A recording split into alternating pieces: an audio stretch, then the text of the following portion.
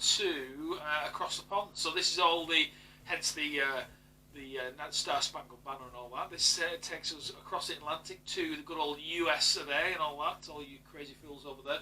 And we look at what's been going on with our good, I was going to say good friends, I don't know if they are or not, to be honest with you in a minute, but those lot over there. And as we say always at this point every week, it's always a constant source of entertainment, and I think checking and double checking the validity of the stories that we look at, because there's some, you think it's bad. When we're researching for stories in the UK, I think the stuff over there you have to really check it on. Yeah, thinking, is somebody taking the piss? Yeah, or a spoof site. Yeah, but no, these stories are real. So the one that jumped out for me and sort of quite close to my heart, but thankfully not as close as this guy's, was the story of a patient that was admitted to a hospital in America, just 26, and had a heart attack, which in itself is obviously a terrible thing. But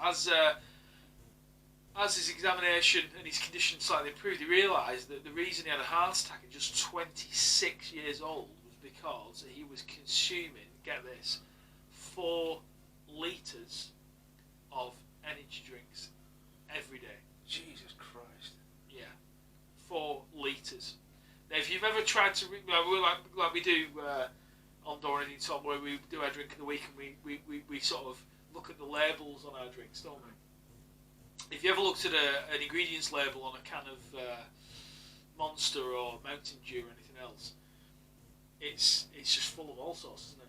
So, but this young guy in America ended up having a heart attack because he was drinking what's equivalent to, just to quantify that 4 litres, 8 to 10 cans.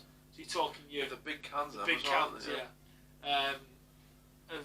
energy drink every day. Just goes to show you. I mean, Christ, you imagine drinking that quantity. I was saying when we found this story, we were saying we had a 2 litre bottle of Pepsi. Yeah, Pepsi on the table. It's like drinking. Someone sitting down in the morning and going, right, there's 2 bottles, so it's 2 of those 2 litre bottles of Mountain Dew. You've got to drink them every day for the next week. My God, no wonder the lad had an heart attack. Oh my God, can you imagine it? Yeah, it must have been fucking working overtime, mustn't it? His heart must have been like a rabbit. Yeah. Unreal. I mean, I don't mind the odd one, do you? I mean, I must admit. I like Caribou. What was that one? Caribou, yeah. Caribou's nice. Like that. Yeah. I had one of them earlier just to give us a bit of a. But yeah, Caribou's all right, and I like a Red. I have to say, I do like a Red Bull as well, but I couldn't imagine drinking that quantity of them. I mean, I had a can of. What's the tall one? Relentless. And after you've had one of them, you are wired, aren't you? You're proper wired. I think it's the size of the cans, isn't it? The Monster and Relentless are massive, but your Red Bulls and that Caribou one, they're quite dainty, aren't they? Do you know what I think as well? This might be a cynical way of looking at it. And going back to the conspiracy nature of me, I often think, you know, with the regulators being the way they were, and there's a big crackdown, weren't there, on sugar and salt in food and all that bollocks. I think the energy drink boom was purely a great exploited loophole by the drinks companies.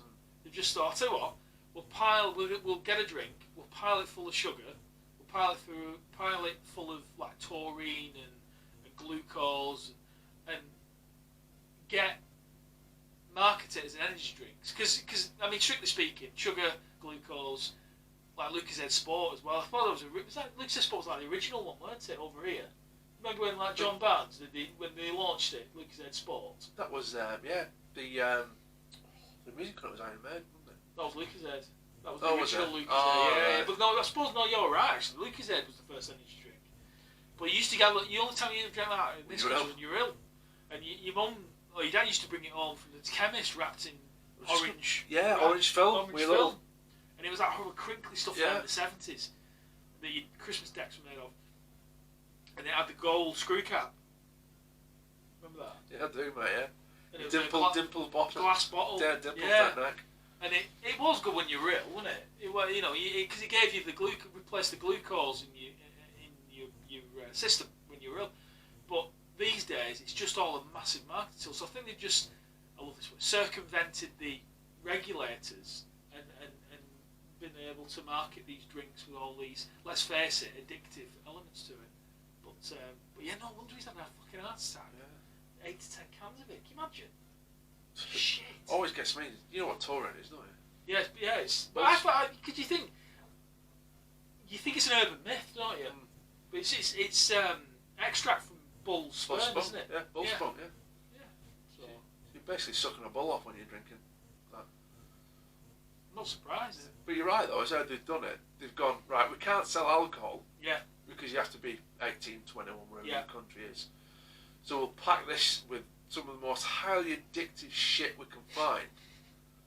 And it's legal. I think you have to be 16 now to buy anything. Yeah, if you're not from the UK, I don't know if it's like in the States or not, if it's any different, but there was there was legislation brought in to stop people under 16 buying them, but yeah, I don't. Did they check? Did they balls? No. Did they shite? But I do like. I remember going on a night out drinking vodka and Red Bull. I went to Manchester. It was £7.20 each, by the way. Fuck me. Yeah, a lot. And I had a couple of them, and I was wired. Yeah. Absolutely wired. You know that time in the night where you get to like 11, half 11, you're going. You start to go. I had a couple of them, and you just completely hook you right up. Really, really good. But what I'm getting at, it just sort of shows you the effect it has on you. In terms of the power of the stuff that's in it, it's just perk you up. But I don't know if that's a good thing or a bad thing, really. It's when you crash, you start getting weird, don't you? Yeah. And that Monster just released, aren't they, at triple espresso? I don't know about it. Yeah, it's, as they do it, Monster energy drink with triple espresso in it. Fucking hell. Just when you need more caffeine. We were driving back from Devon once, and we set off late, and I was knackered. Yeah. So we stopped at services, and I had a double espresso. And like you said, then when you were wired, I was fucking on one. And kids were laughing their head off at me because I was drumming on the steering wheel and singing to radio. And I mean, we laugh, don't we, but it's true. It just completely hooks you up. But then again, I've always got this thing with marketing but there's got to be an element of self-responsibility, isn't there? You know what I mean? Because it's like you can't just keep putting tax on these things and legislation and stuff like that. Because like with fast food and stuff, it's just like a McDonald's, and they're made to offer healthy alternatives. And then people sue McDonald's because they're overweight, and you think, fuck off, just stop eating them. Yeah. If you're that, this here is a result of me not looking after myself as much as I should. I get that, but I don't blame anybody for it. Absolutely not. Yeah, you know what you mean. It's me. It's my fault. Nobody's fault. It's your, like you say, it's down to you at the end of the day. Of course it is. And but what I don't like is when they try and spoil it for everybody else as well. Because I saw this thing, and I was laughing to myself because they're the Happy Meals. There's an advert for a Happy Meal, and this poor kid comes in a car with his parents, like a typical advert type scenario, and they go to the thing, oh, can I have a Happy Meal, please? So you think, oh, you get a Happy Meal, and he gets his little bag of Happy Meal. The poor little sod pulls out a bottle of water, some apple wedges, and a veggie wrap. Oh, fuck that. I'd rather eat bag. I'm not being funny. If my parents had bought me a Happy Meal and got me a veggie wrap, some apple slices, and a bottle of water, I'd have thrown it at them. But point being, if you do it as a treat, you want a cheeseburger, you want fries, and you want a milkshake, or you want a Coke, or you want... Why do they have to fucking interfere with everything? Why? I'm certainly not one to preach to anybody about looking after themselves. Like you say, it's a treat. You don't blame anybody for it. Oh, God, no, but like you say, it's a treat. Yeah. You know what I mean?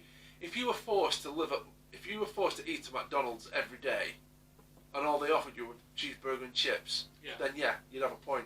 But you're not forced to eat at McDonald's every day. No. So go there for a treat. Don't take your kids to McDonald's for fucking apple slices. Give them the apple slices and all.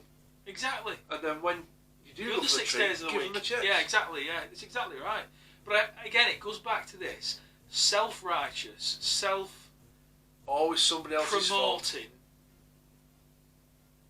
thing where it's like, I'm a good parent, I buy my kid a Happy Meal, but I get him a fucking veggie wrap. Yeah, That's what it is. It's you're nothing not a to good do. parent, you're a tit. Yeah, you're a tit. You're an absolute tit because... Oh, can you imagine our childhood if we'd have done that? Do you know what I mean? Don't know what to say. I remember when we were kids and we were getting the ill-fated McDonald's dabbled into fish and chips. Do you remember that? Fish and fries. Oh, shit, yeah, I forgot about that. You remember that? Yeah, I do remember that. But it came in a box, didn't it? Yeah. Yeah, I remember that. And basically it was like Young's battered oven fish. Yeah. Filet-O-Fish. Oh, I quite like them, you know. Do you know there's more fat in Filet-O-Fish than there is in a Big Mac? Yeah, that's the other thing. It's a great point you make, actually. It's very true that this is the other thing. Like with salads, there was a McDonald's. I'm sure it was a McDonald's salad. The Caesar salad. It was more calories than a Big Mac, didn't it? Yeah. And I know KFC have recently pulled I never knew this. You know this. They did a baked chicken range. I heard about it. I never had one. No, I never had one. I wouldn't want one. No. But it's not I never KBC. yeah, KBC. Yeah. But it sounds like a radio station, doesn't it? KBC. But yeah, but they pulled it, and every credit to them. Every credit. And apparently some sort of these bloody do-good and food watchdog people tried to pull them up on it, and they said, you've pulled this, we're going to drag you through this and that. And KFC said to him, right, we'll take your chances, we'll fight you all the way. The reason we pulled it is because they ain't fucking selling it. Yeah. Nobody's buying it. No point in having it if nobody's buying it. Why would you? Yeah. KFC mate, tell me about it. If I could dip my hand in oil, go to Scotland, like I was saying, deep fry my hand in oil with that secret coating on it, I'd fucking eat my own hand. Would you? Yeah, I was alright pig the other day. Oh. Yeah, they were offering at me only 20 hot wings for £6. I've heard about it. I'm going to have to go in there. I had a load of them and a 3-piece meal. Oh mate, it's wrong. It's so right. Yeah, it was mint. It was so really right. good. I reckon they put crack in that stuff. I do. I think they've got some Vietnamese lab somewhere where they're just making this, lacing it with. They definitely pump the smell out, because that smell doesn't radiate that far and wide through normal ventilation systems. You get within 5 miles of a KFC and think, oh my god, that smells good. Do you know, I think we're on something there. I think they should scented candles, KFC. I'd never leave the house. Can you imagine? I'd never leave it. Like a Big Mac candle or a KFC. I think we're on something there. I think they would lap that up. I'd buy one. I'd definitely buy a KFC. Oh my god. You'd be hungry 24/7, wouldn't you? Yeah, with number outside a candle. Deliveroo. Or whatever it is. You can get it delivered there, can't you? Yeah. All that stuff. That's it. Yeah, that sounds like we'll wrap this up when we get there. See you. Oh, well done. This moves us on nicely to my little nugget for across the pond. Is it a real story? No, but we thought it was interesting anyway. I don't know if we're not overly familiar with it, but they have over in America they have the state fairs. So, oh yeah. Yeah, and they're a big deal. They're always in movies, then, aren't they? Yeah, and they're fucking massive, aren't they? Like spread for, and there's like carnies. Yeah, 600 food vendors and stuff like that. They're massive. They're absolutely massive. Huge. So we stumbled across an article, and it was mentioning the best festival food at state fairs. Now, basically, everything at state fairs, because everybody's walking around and doing stuff, it's portable, edible stuff. Nobody's sitting down and eating it. No. So basically, fucking everything's on a stick. Yeah. Everything. We don't really have them over here. We have a little bit of fairs. They're all moved by gypsies over here. Yeah. And you feel a bit intimidated, and they just sell like boiled burgers, don't they? Yeah, it's all shit. Shite, and they charge you a fortune. Yeah. I won't go to a fair now. But they were saying, what we've seen, I was saying to Dawn before we started filming, there was a series on Netflix, I'm sure it was called Deep Fried Masters. It was like Master Chef for carnival food. Brilliant. And one of them had deep fried butter on a steak. Oh, shit. But they do I wonder if it's so... It most people eat it. Obviously, I wonder if it's so wrong it's right, like we keep saying. On the deep fried masters one, like the big, I said, the well-known ones, do work like 6 weeks out of a year, and they make all the money in 6 weeks. Shit. Because the state fairs are that big. Yeah. They sell so much product. Just nail it. They just batter it for 6 weeks. No pun intended. Oh, I didn't even think of that. Happy accident. But some of the stuff we've seen, we mentioned the deep fried butter, but they had cheesecake, deep fried cheesecake on a steak. I fucking love cheesecake. Yeah, I like cheesecake as well. Chicken and waffles on a steak. Oh. Yeah.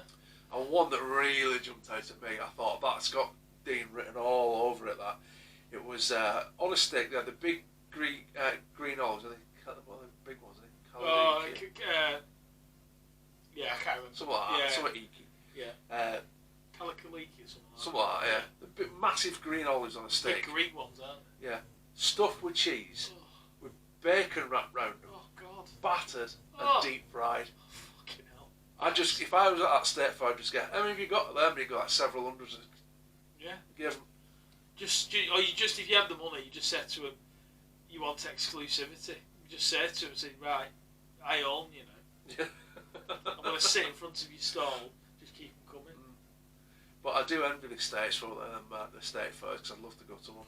But that's a great example. And I know America's got its issues and stuff like that with food and people eating too much of it and stuff like that, but they don't. They have regulations. I know that's regulation's good. I mean, I know it is, but they're not arsed, are they? No. Do you know what I mean? They just fucking go for it, aren't they? Yeah. All in. Go big or go home. Yeah. It's weird because it's like a modern thing. Because see, in the 50s and the 60s, I always think this about lots of stuff. Everyone was thin back then. The jobs were manual. Yeah, I know there's a lot of that, and I know everybody had cars and stuff. Yeah, they had to walk everywhere. But it makes you wonder, doesn't it? So it just goes to show you, I think, that it's not the food that's the problem. But it's not all of that. In the 50s, everybody smoked and nicotine's an appetite. Very true. That's a great point, actually. You made there. It's a great point, well made. Yeah, maybe smoking's a lot to do with it. Thinking about it. But yeah, I think we combined with that and then the manual side of it. Yeah, it's weird, isn't it? It's weird. You got a lot more stresses in this modern life, haven't you? As well, you know what I mean? In terms of Yeah, it's a lot less physically demanding, but mentally it's a pain in the yeah, arse. it is, isn't it? Yeah, it is. It is. Well, that's interesting. Interesting stuff. I'm hungry now. Yeah, I am as well. Are we going to KFC? I'd love to. Yeah. Well, I've got something a little bit more Nice. interesting. What have you? Brilliant. So we'll move on from across the pond, and we'll go over to this.